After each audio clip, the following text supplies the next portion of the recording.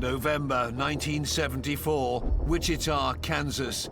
The city was gripped by fear as a serial killer was attacking people in their own homes before binding, torturing, and ultimately killing them in pursuit of the thrill. The police found semen at the scene, so there was clearly a sexual element to this offending. And they also discovered that the faces of some of the victims were quite bloated, which suggests that the killer strangled them and then stopped strangling them and then strangled them again. The man behind these gruesome killings was living amongst his victims in the very town he was terrorizing. He is a man who, for all intents and purposes, was upright citizen, and yet, while he was that on the surface, underneath there is no question at all, he was a monster. His evil is a different evil, mainly because he thinks that he's entitled to it. His name was Dennis Rader, but he would go on to create a murderous alter ego for himself, a brand of his own. Rader would stalk his victims. He would attack them in their homes. He would torture them and kill them. Rader's preferred method of murder, to bind, torture, and then kill, became his name, BTK. It took over 30 years for authorities to bring him to justice. Wichita didn't have a boogeyman, they had BTK. His gruesome crimes make Dennis Rader one of the world's most evil killers.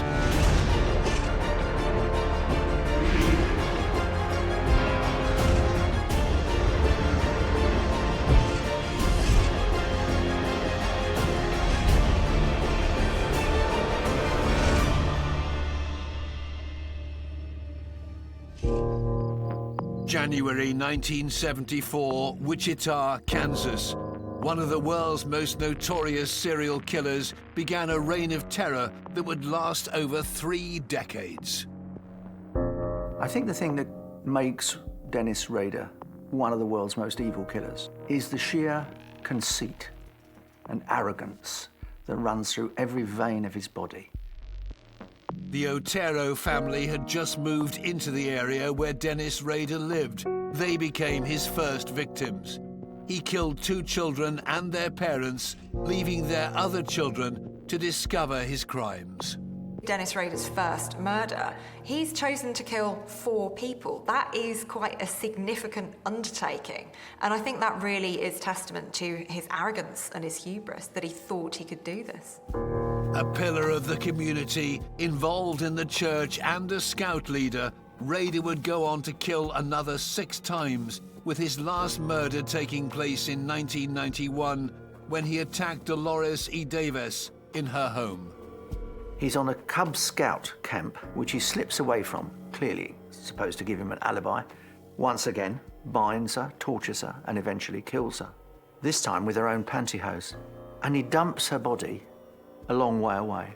But this killer's ego and new technology meant that he was finally in the sights of police and the FBI after he wrote to local newspapers and a TV station to brag about the murders he'd got away with.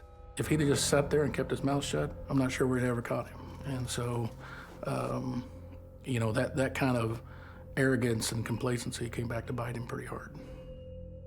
Rader liked to torture people, and that wasn't just his murder victims, it was the families of his murder victims. So when he has the opportunity to relive and to retell the stories of the horrendous acts that he's perpetrated, he really does seize on that. He enjoys revealing all of the explicit and the gory details. For the decades he remained uncaught, Wichita, the largest city in the sunflower state of Kansas, lived in terror of the killer who'd named himself BTK, bind, torture, kill.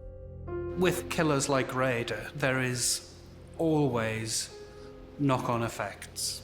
And someone who is killing in such a way over a period of time is going to damage the community. There is going to be fear.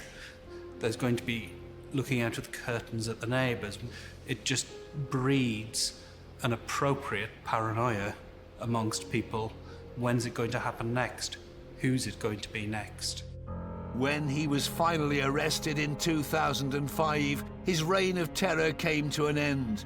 But even then, he revelled in the attention. Rader confessed he didn't deny having committed these murders, and actually I think he quite enjoyed having that notoriety. Finally, people knew who BTK was. This killer's story begins in 1945. He was born in Pittsburgh, Kansas on March the 9th, the eldest of 4 boys born to William and Dorothea Rader. Rader was born in 1945, and he was one of several children within a very traditional nuclear family. His father was strict, but not particularly abusive, and many children grew up in households like this. He was upright, he was a scout, he was on all sorts of programs for good children. He had the ability to blend in. He wasn't bullied, for example, as a lot of killers are. To his friends and family, he was a model child, but in private, Rader began to show his true colours. Rader claims that when he was a youngster, he abused animals, so he hung a cat and he hung a dog. We do see, in quite a few cases of serial killers, animal harm in the background. As he went into puberty, he described himself as looking at girly mags, developing a fascination with underwear, and then, significantly, and indeed deeply significant in his later crimes, was a fascination with bondage and sadomasochism. Having graduated from a local high school in Wichita, in 1965, Rader enrolled in Kansas Wesleyan College in Salina, 90 miles from home. However, he dropped out. In 1966, when Rader was 21, he joined the United States Air Force and remained in it for 4 years. He worked on systems. He was that kind of man. Systems are very much his kind of thing. He served abroad, sometimes in Europe. As far as we know, not a particularly distinguished career, but not a bad one. He returns to Wichita, Kansas, and marries a girl he was at school with. Rader marries and has 2 children, and from the outside they do very much look like the respectable cereal box family, just like any other regular American family. In 1974, Rader suddenly and inexplicably changed from the respected ex-forces gentleman to a brutal evil killer. There has to be something that set him off, because that first explosion of violence was so shocking, so dramatic, so utterly horrifying that you couldn't possibly have imagined it was like going from 0 to 60 in 2 seconds. A new family to the neighborhood became his first victims. The Otero family had recently moved to Wichita because they wanted a new start. This was the beginning of a new chapter in their lives. But unfortunately, this was to be very short-lived, because one day the teenage children arrive home to the most horrendous scene. On January the 15th, 1974, Wichita police were called to the scene. Detective Tim Ralph was one of the task force investigators on the BTK case in later years. At the Otero house, they were actually called by the children.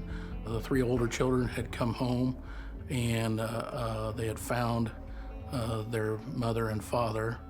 They called, and the first responders, or the first people that arrived at that time, they went to the bedroom, they found the father and the mother. The scene they discovered was horrendous. Dennis Rader had broken into the family home and murdered everyone in the house in a way that would become his trademark. He ties up husband and wife with a Venetian blind cord, suffocates them. The older children didn't want their younger siblings to come home and find this because they thought they were at school. And so the officers went to their elementary schools in the area and found that both of the younger siblings had not made it to school that day. When officers searched the house, it soon became clear that the parents weren't the only victims. 9-year-old Joseph and his sister Josephine, 11, were both found murdered. Their 11-year-old daughter is found hanging in the basement, whether he killed her by hanging her or strangled her and then strung up the body. We have a situation where he's created elaborate knotwork and hung the body up. It's almost like some sort of macabre art display. Rader appeared to have fixated on the younger daughter, Josephine, because he seems to have spent the most time with her body. She was the prize, and the others were just obstacles that he had to get out of the way. He kills the boy, ties him up, leaves on the floor of his bedroom, again suffocated. Rader had killed 4 members of the Otero family: 38-year-old Joseph, 33-year-old Julie, 9-year-old Joseph Jr., and 11-year-old Josephine. The Otero case provided an overall mindset of this person, that he certainly was into some kind of binding fantasy.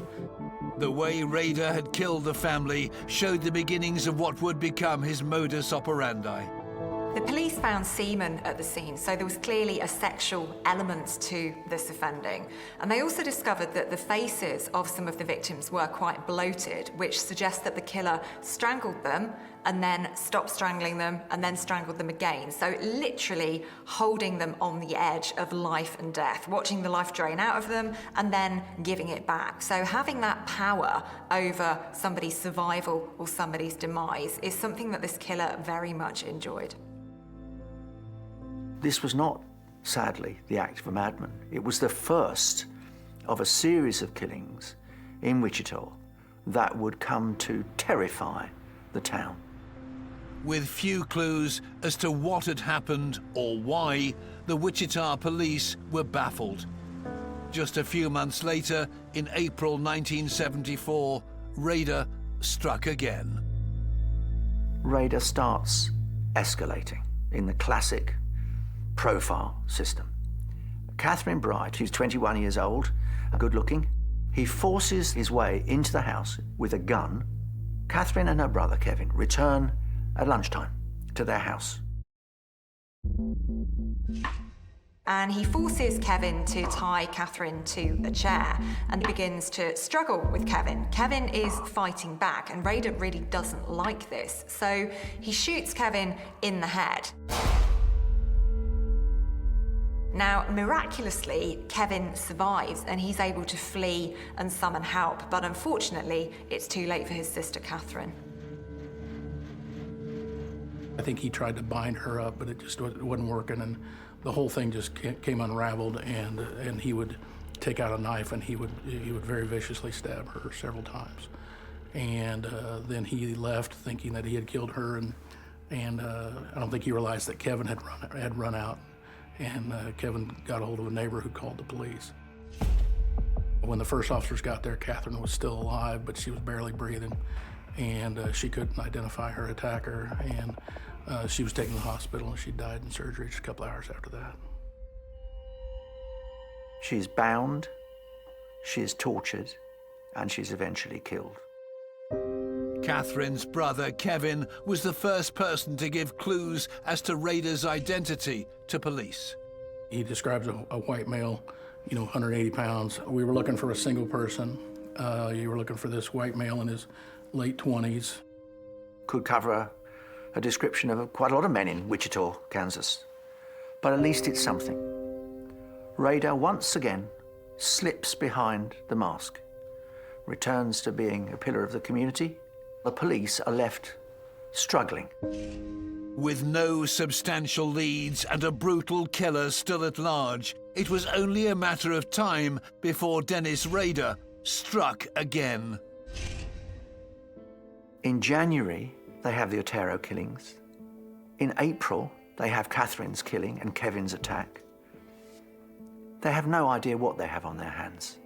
I don't imagine they get an awful lot of these kinds of attacks in Wichita. By the end of the year, the police thought they'd had a breakthrough in their investigation of the killings. In October 1974, and the police arrest 3 men on the suspicion of the Otero killings.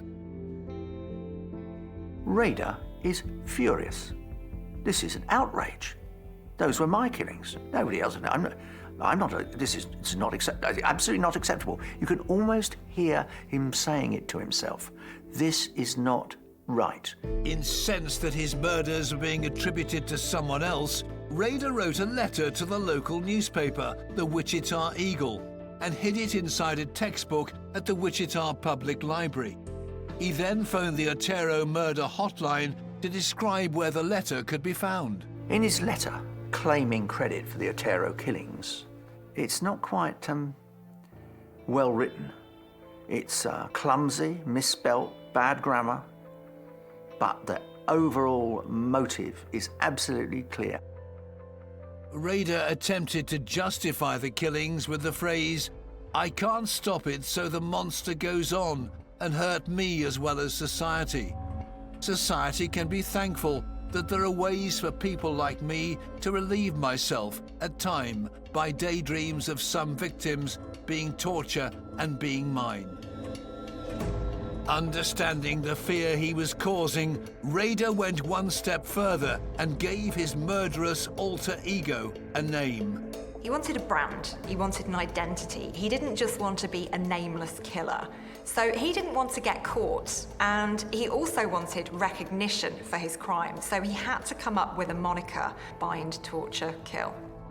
Dennis Rader was to be known as BTK, and as he communicated with the press, Rader made a chilling threat that he was to strike again. He'd gone to work for a security company, installing home security kits. Well, you can imagine what the residents of Wichita were doing at this moment. Suddenly, there's a serial killer on the loose. What are they going to be doing? They bought elaborate security systems and burglar alarms, which actually turned out to be quite ironic because the killer who was targeting the victims had actually worked for a security company. So the very person who should have been invested in keeping people safe was the one who we had to watch out for. It would, however, be nearly 3 years before Rader killed again. In 1977, Rader murders Shirley Vayan. Now, she's a 26-year-old mother of 3. Rader follows home Shirley's 5-year-old son. Once again, he forces his way into her house. He locks the children in the bathroom and he proceeds to torture and kill Shirley. The children are screaming in the bathroom. The only thing you must be grateful for in imagining this horrifying scene is they couldn't actually see what was happening to their mother. Once again, Rader used strangulation to claim his victim. It was becoming increasingly clear that Rader had an obsession with tying ropes as part of his murderous action. This is so far outside normal experience. The body seems to be almost secondary to displaying his skill at tying knots. Yet again, Rader disappears the scene as if a ghost. There's no clear forensic evidence. It's a random killing. Later that year, on December the 8th, 1977, with the police still having no clue about his identity, Rader would strike again. After the murder of Shirley Vayan, Rader kills Nancy Fox. She's a 25-year-old secretary, and he'd likely stalked her for some time. He's getting better at his offending at this point in time. He's looking at the house. He cuts the phone lines outside. He waits for her inside the house. He waits until she gets home. She is, if you like, the archetypal BTK victim. He broke into her house, completely invading her privacy. He tied her up, he strangled her with a belt, he masturbated at the scene. But that wasn't all. He actually called the police. So there is a tape of Dennis Rader's voice. So they have the voice of the offender. Yes, you will find a homicide at South Pershing, Nancy Fox.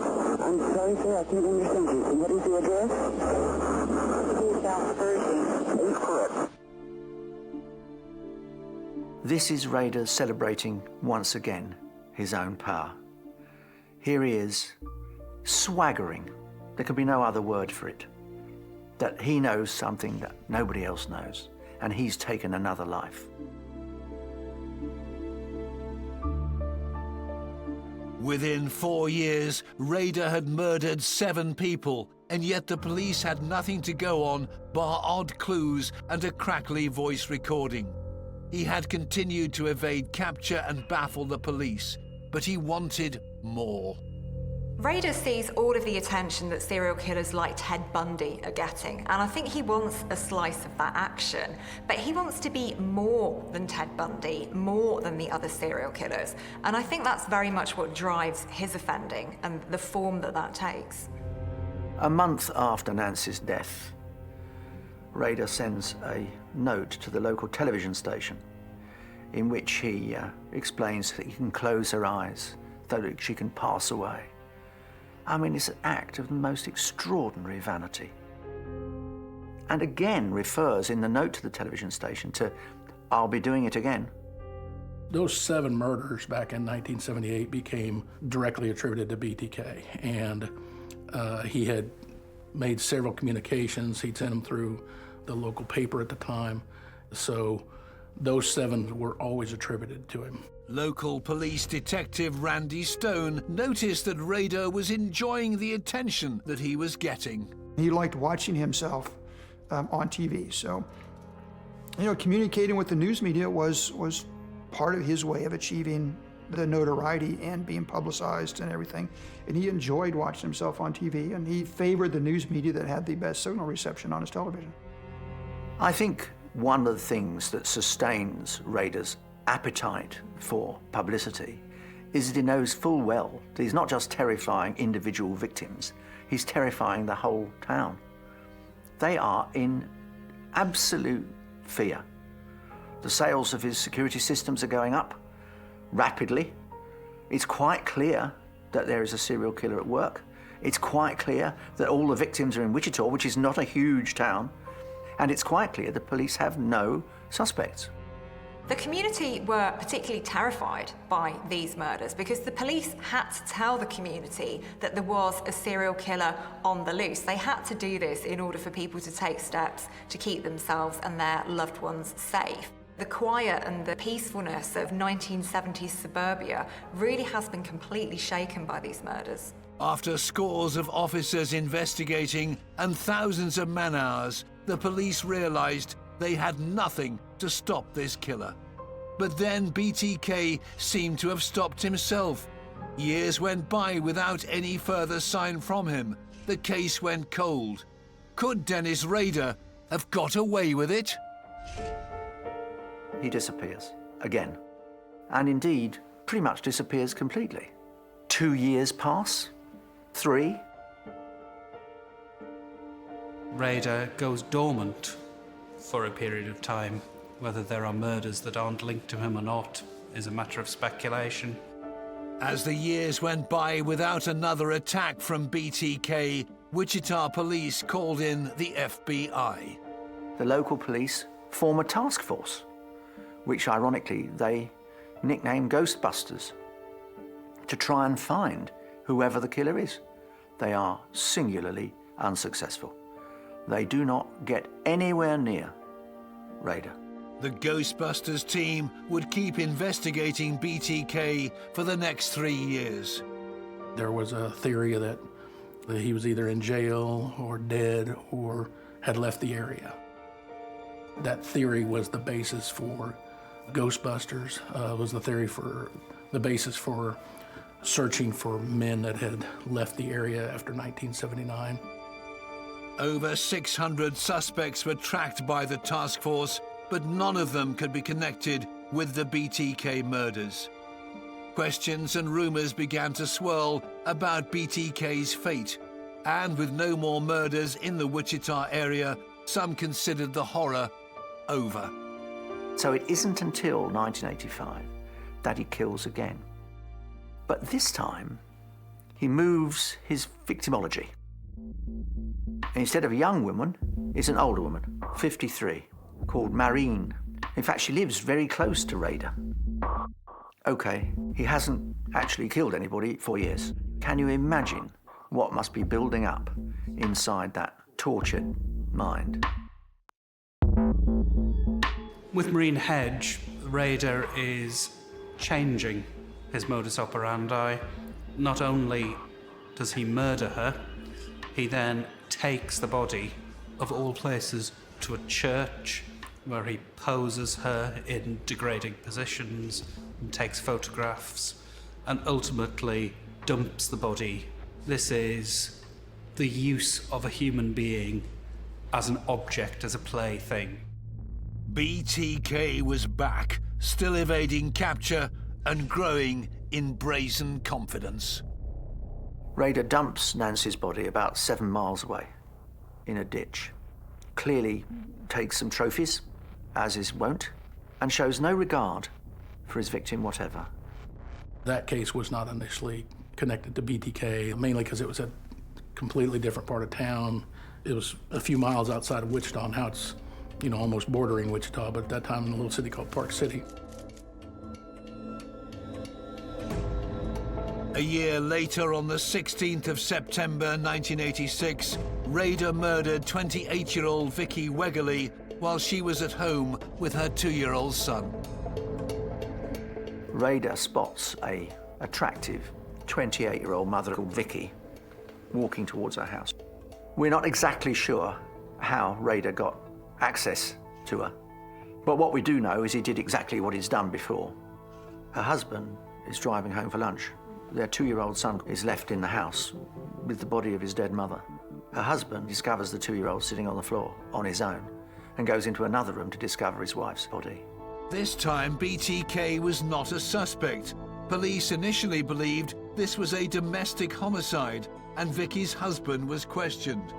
Judge Kevin O'Connor, who was Deputy District Attorney at the time, recalls the case. Mr. Wegerle, her husband, was always considered to be a suspect. So at the time I became involved was when the DNA could be replicated, and so they had the ability to replicate the DNA so you would have enough to be able to test it without using up your full sample. By the late 80s, police were beginning to have new technology to work with, and homicide cases like this were the first places it was being used.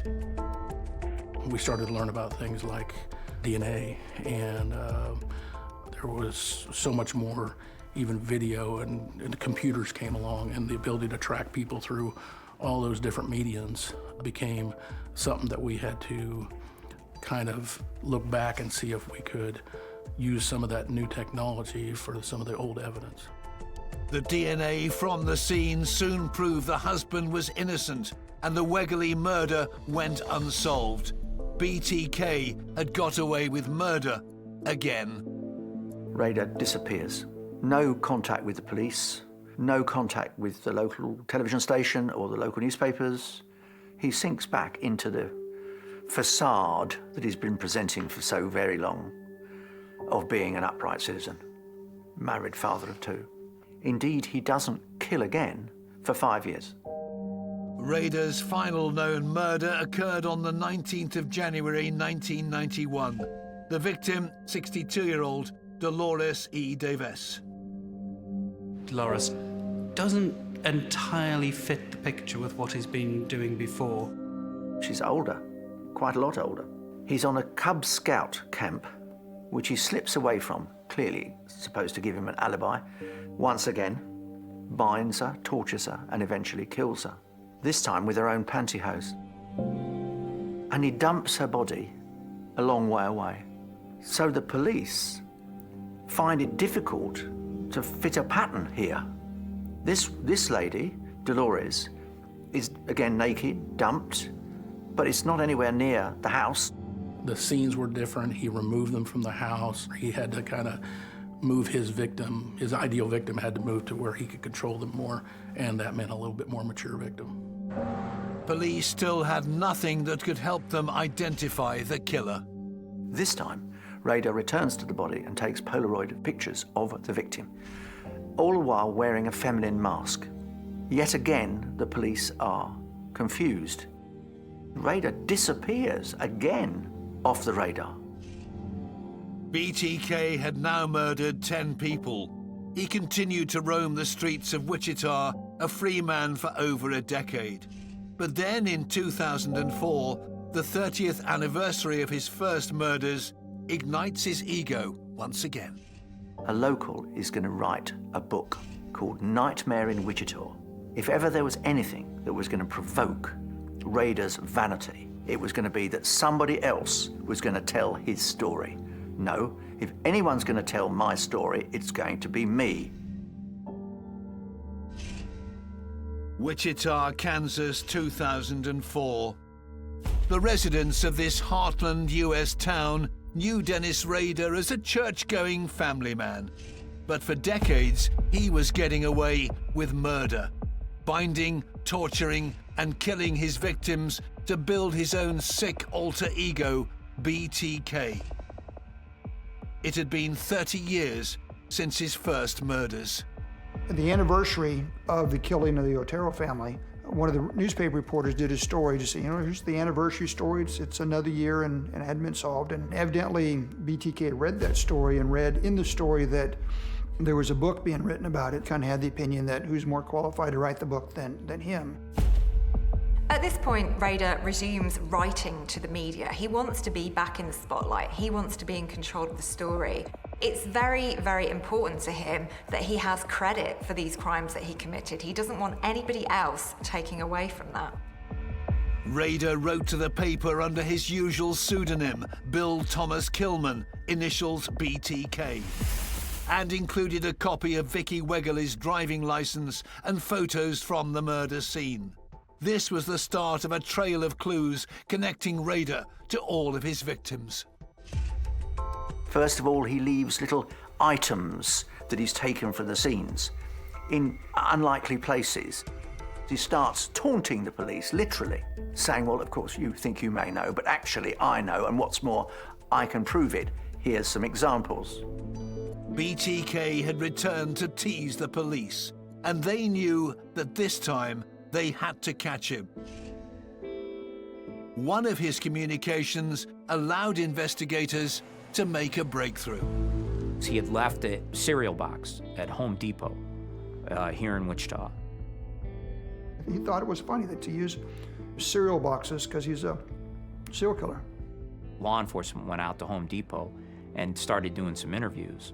And one of the employees there said, yeah, he found something in the bed of his pickup truck, but he threw it out. He took it home, opened it up. There was a doll. There was some other stuff in there, and he thought it was just some joke or prank, so he threw it away. He didn't take the garbage down to the end of the driveway, and law enforcement was able to recover that package. And during the course of the investigation, Home Depot was able to provide us with a video of the parking lot. And so we were able to see a vehicle come in, and that vehicle could be identified as a Jeep Cherokee or a similar type vehicle. That was important to us because that was information at that time that law enforcement knew, but he didn't know law enforcement knew. The police finally had sight of BTK, but with grainy, unclear CCTV footage, it was the smallest of clues. In an effort to keep himself hidden, BTK's communication methods were becoming increasingly complicated. The police and he start communicating through small ads in the Wichita Eagle. Finally, he asks the police in one of the communications, what if I were to give you a floppy disk with more details of the killings? Could you identify me? He asked us, be honest, because the police can't lie. Well, we can lie if we're catching a serial killer. And then he was told, you can send us whatever you want. We won't trace it. BTK sent a disc to the local TV station. The police took a look, and suddenly, with this one mistake, the case was blown wide open. We were contacted by KSAS Fox TV, and they had received a package. They didn't initially recognize it as being from him, but then when they opened it up and saw the contents, which included the floppy disk, they called the police department. They called me and said, hey, we got a floppy disk. And I remember, and will never forget, being present when the disk was put into the computer, and Randy Stone, the computer expert, went through the language on the disk, which is beyond me.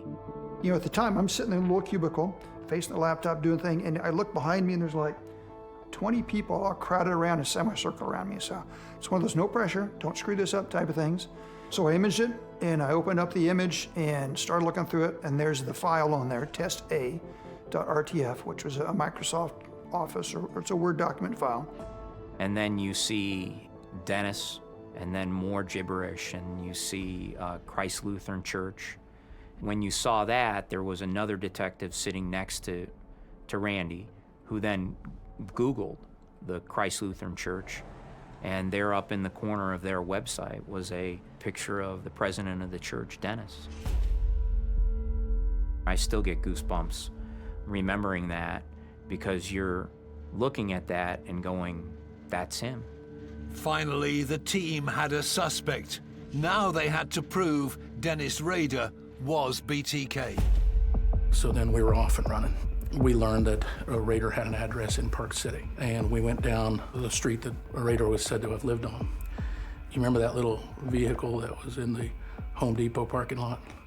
It was in Rader's driveway. At that point is when you knew, you didn't know how this was going to end, but you knew we'd caught him. And I made a phone call I didn't think I'd ever be able to make, but I called Kenny and I said, we got him. But police still didn't have enough to make an arrest. They needed hard proof that Dennis Rader was the BTK killer.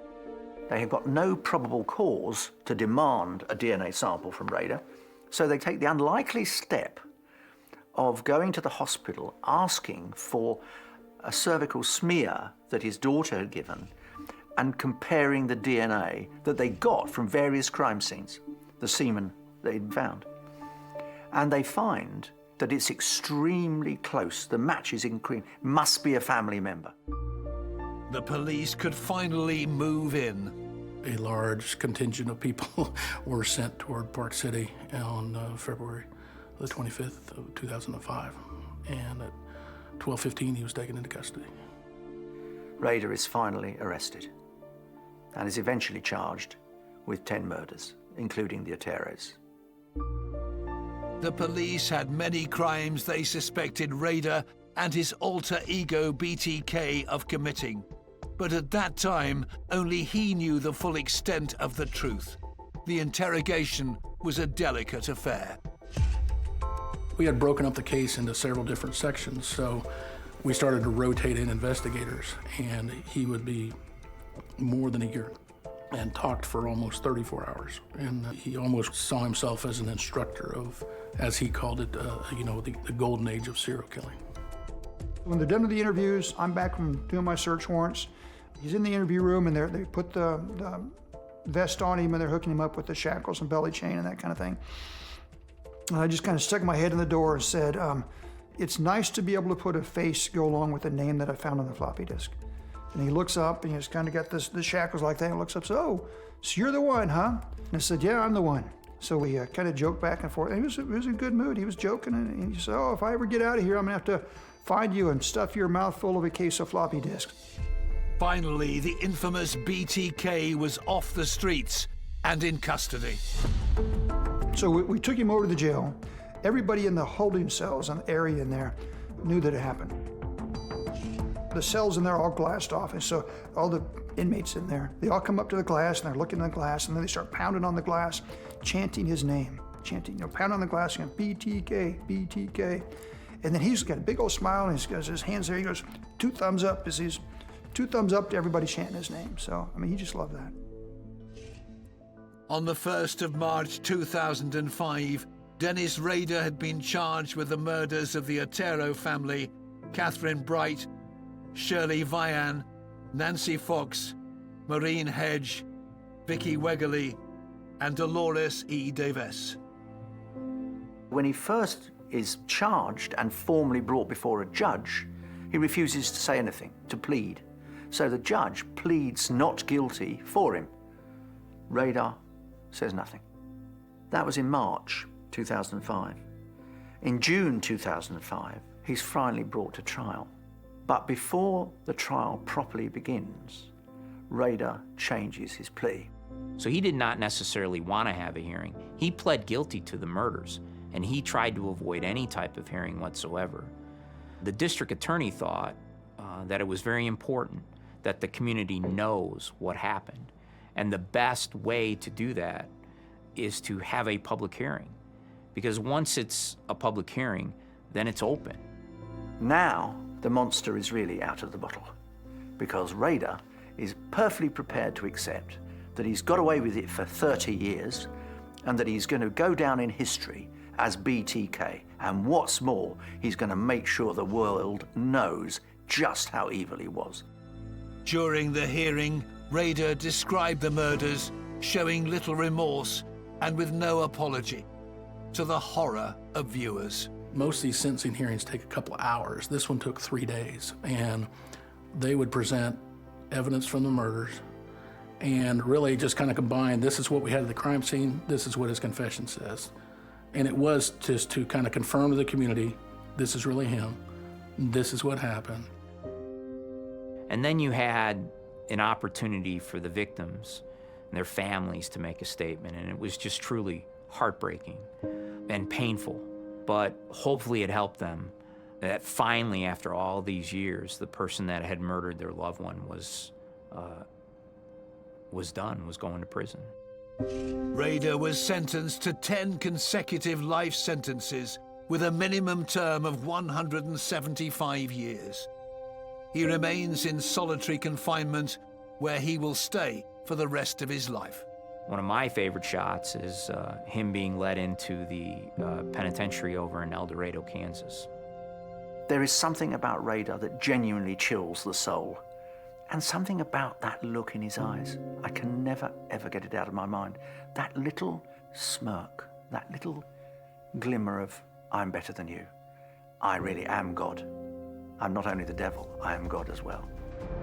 Dennis Rader crafted a depraved alter ego that terrified a whole generation. But it was his own arrogance that would eventually be his undoing. For over 30 years, he was one of the world's most elusive criminals, taunting the police and teasing the press. He brutally murdered 10 people, including 2 children, by binding, torturing, and killing them, all to fit his sick brand, BTK, and make him one of the world's most evil killers.